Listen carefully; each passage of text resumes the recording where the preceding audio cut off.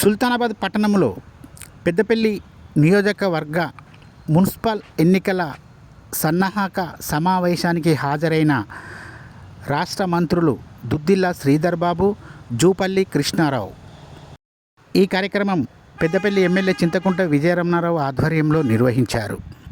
అలాగే సుల్తానాబాద్ పట్టణానికి చెందిన మాజీ జెడ్పీటీసీ, మాజీ ఎంపీపీ, మాజీ సర్పంచ్ డాక్టర్ ఐలా రమేష్తో పాటు పెగడ పరశురాములు, ఇతర నాయకులు కాంగ్రెస్ పార్టీలో మంత్రుల సమక్షంలో చేరారు.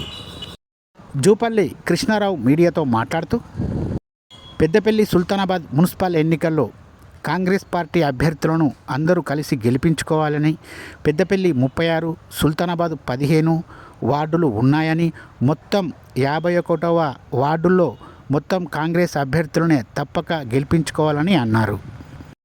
ఈ కార్యక్రమంలో రాష్ట్ర ఐటీ శాఖ మంత్రి దుద్దిల్ల శ్రీధర్ బాబుతో పాటు సుల్తానాబాద్ మున్సిపల్కు చెందిన, పెద్దపల్లి పట్టణానికి చెందిన, సుల్తానాబాద్ మండలానికి చెందిన పలువురు కాంగ్రెస్ ప్రజా ప్రతినిధులు, కాంగ్రెస్ నాయకులు, కాంగ్రెస్ కార్యకర్తలు, ప్రజలు పెద్ద సంఖ్యలో పాల్గొన్నారు.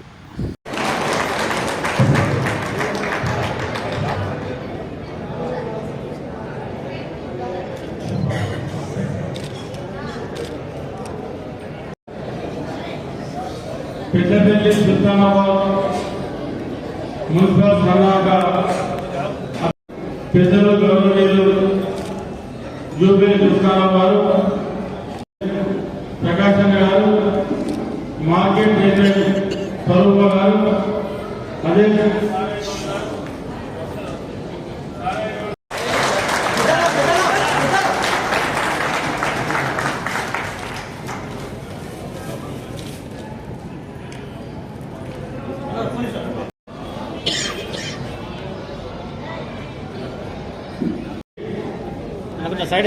సైడ్ చూడు చూడు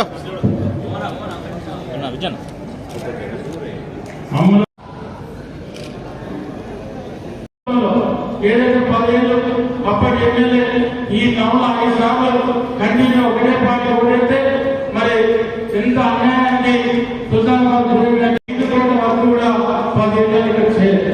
ఇవాళ మనం 2 ఏళ్ళ దాదాపు 16 కోట్ల పనులు షెడ్యూల్ చేస్తున్నాం. ఈ 20 కోట్ల పనులు పూర్తయితే సుల్తానాబాద్ చివరి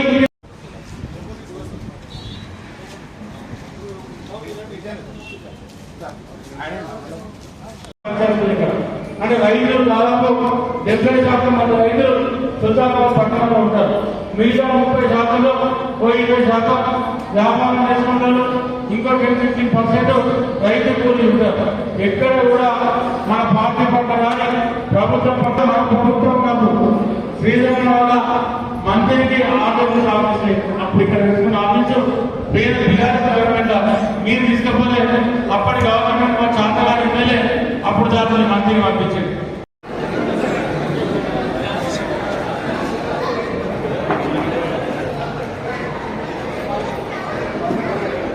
కానీ అందరూ సమన్వయంతో పనిచేసి పెద్ద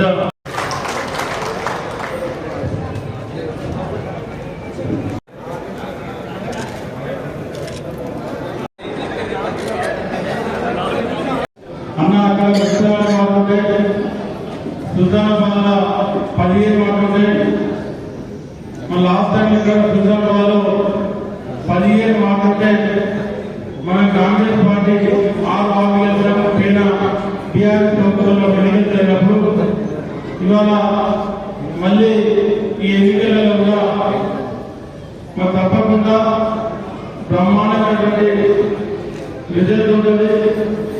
సుల్తానాబాద్ కానీ పెద్దపల్లి కానీ 2 మున్సిపల్లో 100% సంపూర్ణమైనటువంటి మెజార్టీతో కాంగ్రెస్ పార్టీ జెండా కూడా ఉన్నాం. ఎందుకంటే గడిచినటువంటి 2 ఏళ్లలో సుల్తానాబాద్ కానీ పెద్దపల్లి కానీ మనం పెద్ద ఎత్తున అభివృద్ధి కార్యక్రమాలు చేశాం. దాదాపు సుల్తానాబాద్లో ఒక 20 కోట్ల రూపాయలు ఇప్పటి వరకు టెండర్లు తీసుకొని దాదాపు 15 కోట్ల వరకు సీసీ రోడ్లు కానీ డ్రైనేజీలు కానీ కోట్లతోనే పైప్ లైన్ కానీ వాటర్ లైన్ కానీ ఇవన్నీ చేసుకోగలిగాం. అదేవిధంగా పెద్దపల్లి మున్సిపల్ పరిధిలో దాదాపు 40 కోట్ల వరకు సీసీ రోడ్లు డ్రైనేజ్ కంప్లీట్ చేసుకున్నాం. వాటితో పాటు మరి మొన్న కూడా మళ్ళీ ఇక్కడ దాదాపు 20 కోట్లు సుల్తానాబాద్ లో టెండర్లు పూర్తి చేసుకొని మన అన్ని వర్గాల్లో కూడా శంకుస్థాపన చేసుకోవడం జరిగింది. ఆ శివార్లో ఉన్న చెరువు ట్యాంక్ బండ్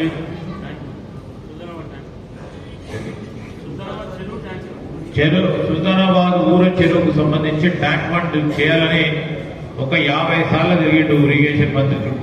అంతేనా?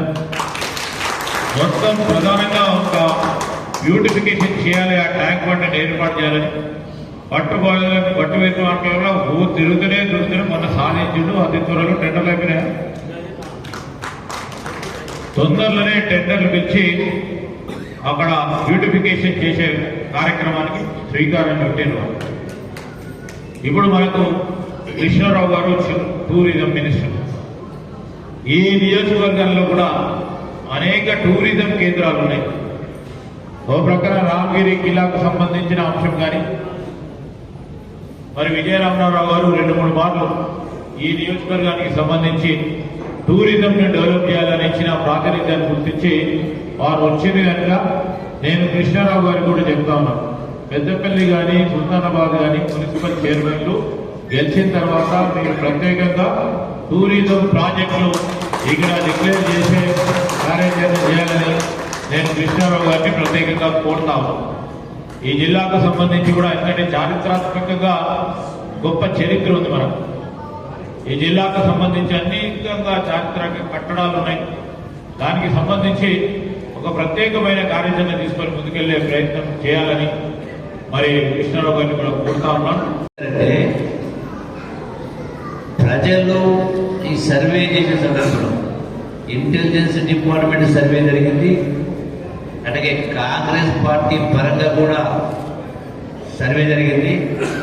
ముఖ్యమంత్రి గారు సర్వే చేయడం జరిగింది. అవన్నీ రిపోర్ట్స్ అన్నీ కూడా వచ్చినవి ఈరోజే. ఈ రాత్రికో రేపు ఉదయానికో అవి మొత్తం కూడా బహిరంగపరిచే కార్యక్రమం చేయడం జరుగుతుంది. ఎవరికి బీఫామ్ ఇస్తే వాళ్ళు పోటీ చేస్తారు, వాళ్ళకి గెలిపించాల్సిన బాధ్యత ఉంది. ఎందుకంటే రాని వాళ్ళు బాధపడాల్సిన అవసరం లేదు. ఎందుకంటే పదవులు అనేది ఒకటే కాదు, రకరకాల పదవులు ఉన్నాయి. మరి మీ దగ్గర నాకు తెలిసి సింగిల్ విండో అంటే నెక్స్ట్ సింగిల్ విండో ఎలక్షన్ రాబోతా ఉన్నాయి. మార్కెట్ కమిటీ ఉన్నది, రాష్ట్ర స్థాయిలో డైరెక్టర్ పోస్టులు ఉన్నాయి. అలాగే నియోజకవర్గ స్థాయిలో కూడా రకరకాల కమిటీస్ ఉన్నాయి. పార్టీ కమిటీలే కాకుండా ప్రభుత్వ కమిటీలు కూడా, అది హాస్పిటల్, సివిల్ సప్లైస్, రకరకాలు చాలా ఉన్నాయి. ఇంతేకాకుండా మళ్ళీ రేపు రాబోయేటువంటి మన ఎంపీటీసీ జడ్పీటీసీ ఎన్నికలు ఉన్నాయి. ఇలా రాని వాళ్ళు కూడా ఇక్కడ స్కోప్ లేకపోవచ్చు. మళ్ళీ నెక్స్ట్ కూడా మళ్ళీ ఎన్నికలు వస్తాయి.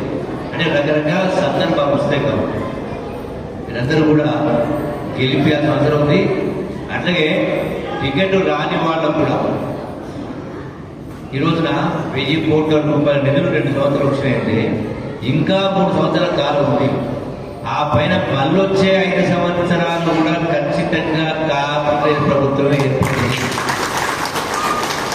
మరి వచ్చినటువంటి నిధులన్నీ కూడా మీ ద్వారానే ఖర్చు పెట్టించేది, మీరే ఖర్చు పెట్టేది.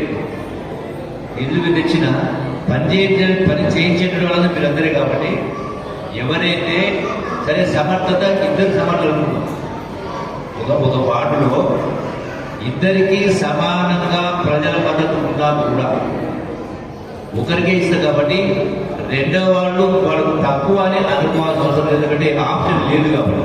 సో అటువంటి వాళ్ళను ఎవరికైతే బీఫామ్స్ టికెట్స్ అందకపోతా ఉన్నాయో గౌరవ అంటే రిపోర్ట్స్ వచ్చిన తర్వాత వాళ్ళ పొరపాటున మనకున్న సాన్నిధ్యంతో వీళ్ళకి వస్తాయి. ఆ సర్వే రిపోర్ట్స్ ఆధారంగా ఇవ్వడం జరుగుతుంది.